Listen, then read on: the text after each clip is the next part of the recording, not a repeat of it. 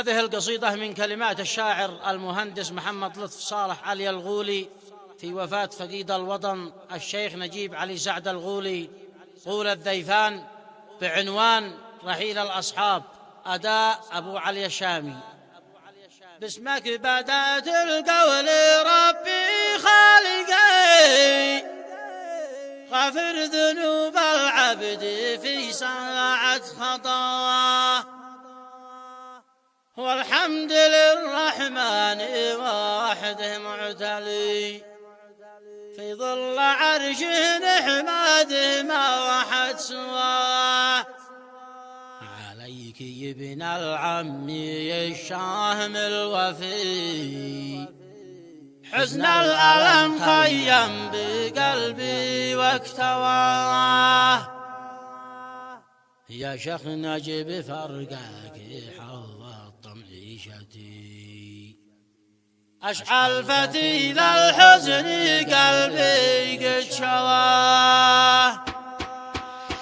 اسمك بدأت القول ربي خالقي، غفر ذنوب العبد في ساعة قضاه، والحمد للرحمن ووحده معتلي، في ظل عرشه نحمده ما وحد سواه. بعدي الحاج استاح الزام ساعدي، وتبقى وفي حزني قلبي ما نساه.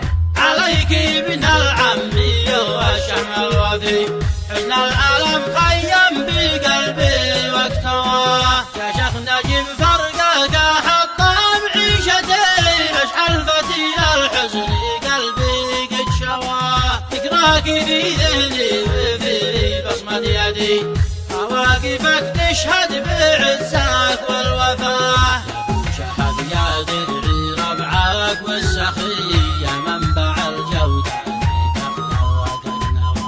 تاريخك المكتوب محور في الأبجد، دون شعاري في العلا فأعلى سماه. ساس الكرم والعز بك بان اقتدي، مواصل المشوار لو نمشي مشاه. فرقتنا يا الجد وموتك فاصلي، مماتي من خلف رجاجيل الرموح. حنين قلبي عدي ما خطت يدي، مشنت الأنظر مسكي ما التوى، على الرجاجيل ذي